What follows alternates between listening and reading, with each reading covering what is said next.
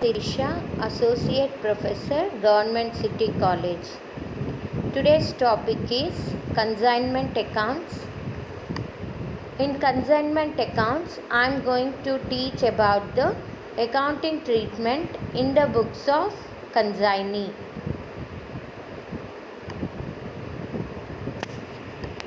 Books of consignee. So, how the journal entries will be recorded in the books of consignee. The consignee, after receiving the goods from the consignor, it is known to be as the inward consignment to the consignee. So, an inward consignment is the receipt of goods by the consignee from the consignor for the purpose of sale on commission basis. So, consignee is not the owner of the goods, consignor is the owner of the goods. So, in this case, the consignee after receiving the goods, he holds the goods on behalf of the consignor, and he is liable to pay for the goods he receives until the sales are made by him. Therefore, no entry is made when the goods are received by him on consignment. However, he is liable to account for goods received. Generally, he will be maintaining a stock register to record full details of goods what he has received. Coming to the how the journal entries will be passed in the books of the consignee for different aspects of consignment is discussed. So here, coming to the journal entries, the first entry, when the goods are received from the consignor, there will be no entry in the books of consignment. And the second entry, when advance remitted by cash, if it is by cash, then the entry would be consignor's account debtor to cash account. If it is by check, then the entry would be bank account debtor, consignor account debtor to bank account. And if it is the bill has been accepted by the consignee, so then the entry will be consignor account debtor to bills payable account. This is the entry for the advance remitted to consignor by consignee in advance. So, for this the narration would be being advance paid to consignor. Coming to the third entry, when expenses are incurred by the consignee on behalf of the consignor, then the entry would be consignor account debtor to bank account, because these are the expenses incurred by the consignee on behalf of the consignor. Now coming to the next one, when consignee returns some goods back to consignor, there won't be any entry. Coming to the fifth one, when consignee sold the goods, he will be selling the goods either for cash sales or for credit sales. When the consignee is selling the goods on cash, then the entry will be bank account or cash account debtor to consignor's account. The narration will be being the cash sales made by the consignee on behalf of consignor on consignment. Now, if the consignee has made the credit sales, then the entry would be consignment debtor's account debtor to consignor account. So, these are the credit sales made by the consignee on behalf of consignor on consignment. So, the narration would be being the credit sales made on consignment. Now, the next one, when consignee earns commission on the sales he has made, then the entry would be consignor account debtor to commission account, being the commission earned on sales of consignment. So, the next entry, when the consignee collects the debts from consignment debtors, when consignee receives cash from the debtors, the entry would be bank account debtor to consignment debtors account.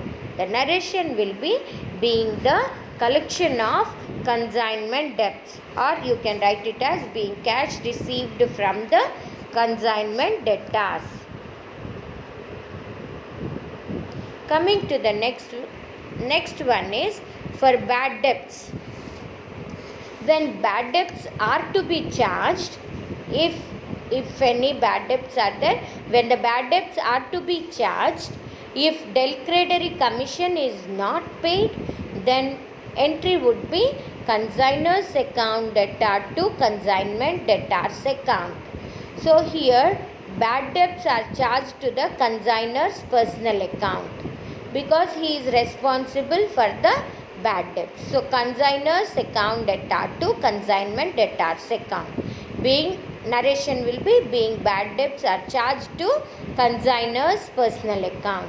And if at all del credere commission is allowed to the consignee, then consignee will become responsible for the bad debts.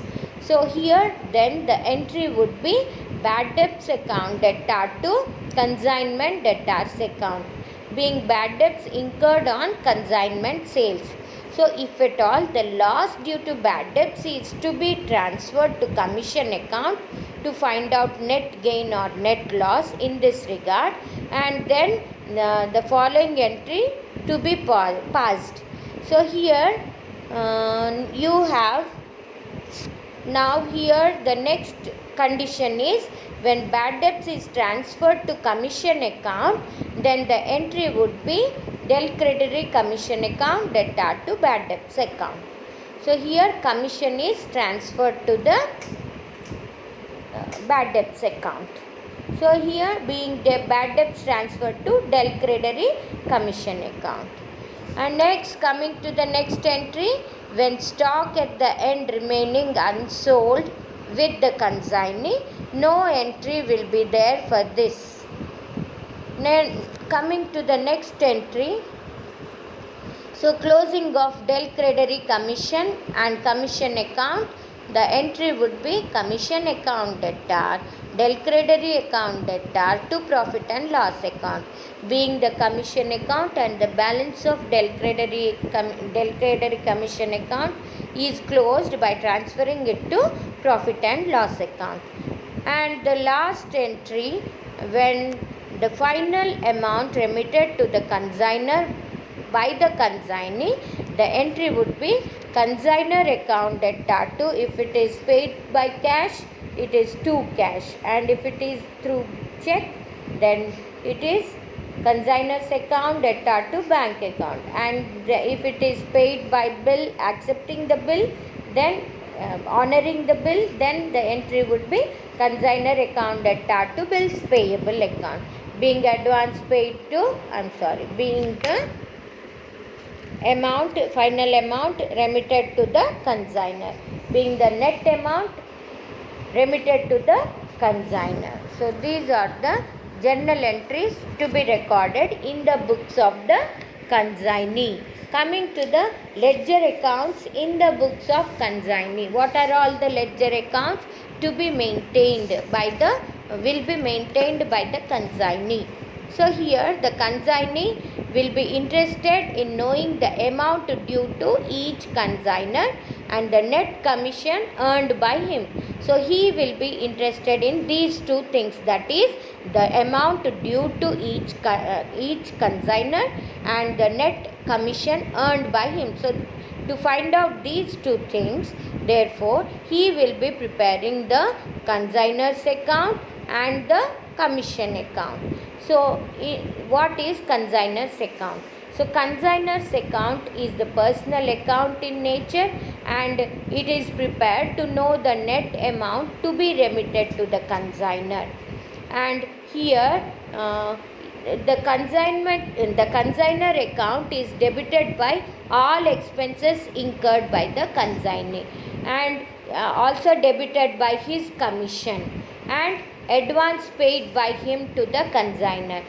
these are all the things will be debited. That is, all expenses incurred by consignee and his commission to be debited, and whatever the advance amount he has paid to the consignor, these things he will be debiting to the consignor account. And then credit side, he will be taking the amount of each, that is credit sales made by him, and the balancing figure in the consignor's account is nothing but the net amount to be remitted to the consignor.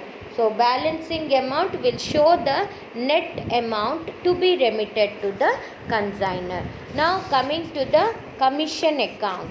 So what is commission account? Commission account is a nominal account in nature, and it is prepared to show the net profit or loss on account of consignment earned by the consignee. So here in the commission account will be credited by commission received from the consignor and debited by whatever the bad debts are there, if any. He has to bear this loss, like a case of del credere commission. If he is allowed with the del credere commission, the bad debts amount, the loss on bad debts amount have to be borne by the consignee, and the balancing figure will be the net profit or loss to be transferred to the general profit and loss account. So this is how these two ledger accounts will be prepared in the books of consignee. Coming to the consignor's account, as we have discussed earlier already, the debit side of the consignor's account shows the to cash or bank account, that is whatever the expenses incurred by the consignee will be appearing to the debit side of the consignor's account. And then to cash or bank or bills receivable account, that is the advance paid by the consignee, whether it is in the form of cash or check or bills receivable.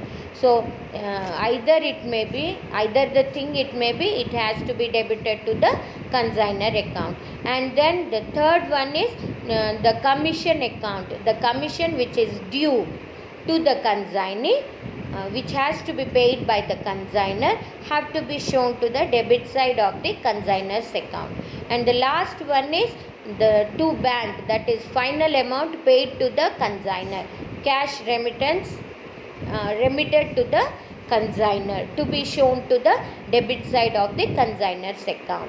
So these are all the things which will be appearing to the debit side of the consignor's account. Coming to the credit side of the consignor's account, credit side you will be showing the by bank, that is by bank account, that is cash sales, cash proceeds. So whatever the cash sales he has done, the consignee, that amount will be appearing to the credit side of the consignor's account. And to the credit side of the consignor's account, the consignment debtors, that is the credit sales, cash sales on the top, you will be showing the cash sales, and the consignment debtors account will show you the credit sales amount to the credit side of the consignor's account. And the balancing figure, as you all know it already, will be the balancing figure is the net amount to be remitted to the consignor, will appear to the credit side of the consignor's account. So this is about the consignor's account. Now coming to the commission account. Here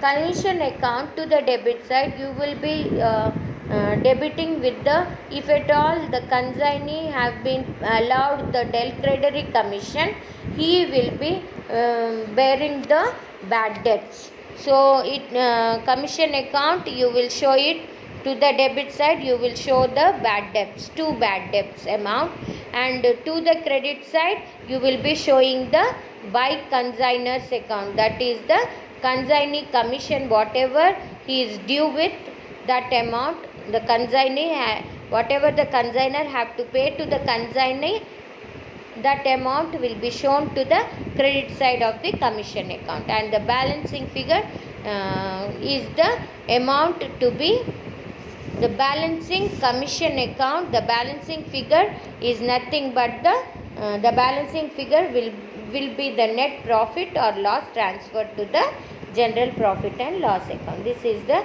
amount to be paid to the consignee, balancing figure. So this is about the commission account. Now coming to the another concept, that is consignment loss.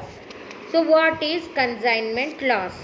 Consignment loss is nothing but the goods are sent from one place to the other place. As we all know it, the goods, the place of production is not same as the place of consumption.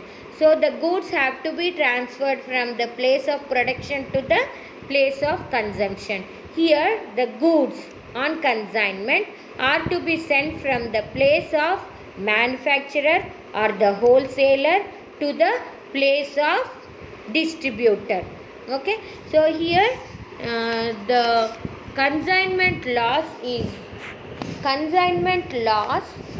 the loss or damage in transit. Okay, the loss is that of the consignor and not of the consignee. So this loss belongs to consignor. According to the consignor, will have to make the entries like this. So here the consignor has to bear the total loss. Consignee will not be bearing this loss. The treatment of consignment loss will be of two types, that is normal loss and the abnormal loss. What is normal loss? So here normal loss can be explained as the natural loss or the unavoidable loss or inherent in nature of goods or commodities sent on consignment. So this arises due to evaporation, due to leakage, or due to breaking the bulk into pieces. So here normal loss forms part of the cost of consignment. Hence, consignor does not make separate entry for such loss. However, if while calculating this type of loss, the valuation of unsold stock, that is the unsold consignment stock cost, is to be inflated to cover the normal loss. So the formula will be like this. Again I will explain. So normal loss is the loss that occurs due to the nature of the goods consigned. Okay, so its nature is like this, that is it occurs due to unavoidable reasons, and it is due to natural causes such as loss due to evaporation, or loss due to normal leakage, loss due to spoilage, or loss due to breakdown, or loss due to drying, etc. And this is known to be as the normal loss, or else it forms the part of cost of goods sold. Normal loss always will be the part of cost of goods sold. So it is taken into account only when unsold stock is to be valued. Okay, so it is not shown in the consignment account. No entry is passed in the books regarding the normal loss. The normal loss will be calculated with the formula like this, that is value of unsold stock is equal to total cost of goods consigned divided by actual quantity received by consignee into unsold quantity. So this is the formula to calculate the value of unsold stock when there is a normal loss by the nature of the goods. So now how to calculate the total cost of goods consigned? The formula to calculate total cost of goods consigned is equal to value of goods sent on consignment plus expenses paid by the consignee. These two things should be added together to get the total cost of goods consigned.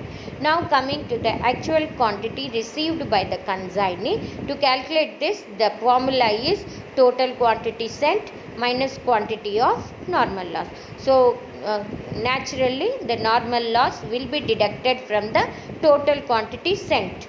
So here you will be getting the actual quantity received by the consignee, and the unsold quantity is equal to quantity received by the consignee minus quantity of goods sold. So this is the unsold stock. So this is how you have to calculate the value of unsold stock by deducting the normal loss. So this is about the normal loss. Now coming to the abnormal loss. What do you mean by abnormal loss? So abnormal loss arises due to abnormal factors or circumstances such as fire accident, flood, theft, pilferage, sabotage, negligence, inefficiency. So these are some of the abnormal causes for the abnormal loss. So here this loss is not natural and can be avoided with proper care. So before ascertaining the result of the consignment, value of the abnormal loss should be adjusted. Okay, so here it is the loss which is unnatural and unavoidable. So it arises due to, already I have discussed earlier, that is fire accident, riot, flood, theft, road accident, etc. So here in case of abnormal loss, the value of stock is not inflated. It is calculated after taking into consideration the proportionate expenses incurred on it. So here the method for the calculation is similar to the method of calculating unsold stock. The total value of abnormal loss is calculated with the help of the formula. That is, abnormal loss is equal to quantity loss into quantity lost into cost price plus proportionate expenses up to accident. So sometimes insurance company admits the claim in part or in full settlement. So the same should also be adjusted against such abnormal losses. So this loss is calculated by adding proportionate direct expenses incurred by the consignor and the proportionate direct expenses incurred by the consignor as well as consignee, as the case may be, to the original cost of goods. So for this, the accounting entries should be made. So when the journal entries, when goods are insured, when the goods are insured, when abnormal loss is incurred when the goods are insured, the entry would be abnormal loss account debtor to consignment account with total amount of abnormal loss, whatever it may be, to be transferred. The total amount to be transferred. That is, the entry would be abnormal loss account debtor to consignment account. And next condition, when insurance company admits the claim.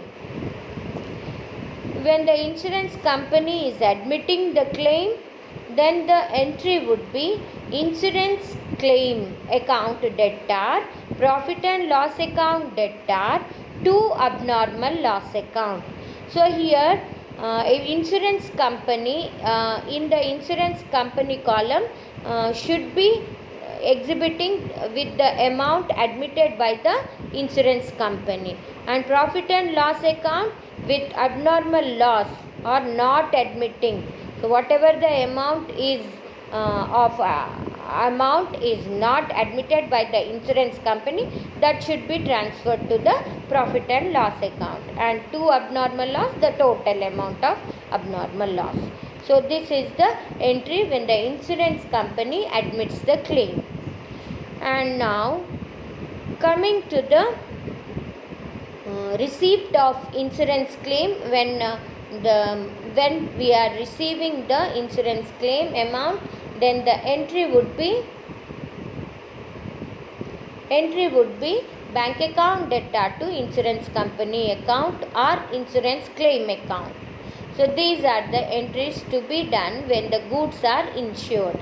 And when the goods are not insured, then the entry will be abnormal loss account debtor to consignment account. The whole abnormal loss have to be borne by the consignor, and transfer of abnormal loss is done to the profit and loss account. That is profit and loss account debtor to abnormal loss account. So this is all the entry for entries when the abnormal loss have taken place. This is the end of the class.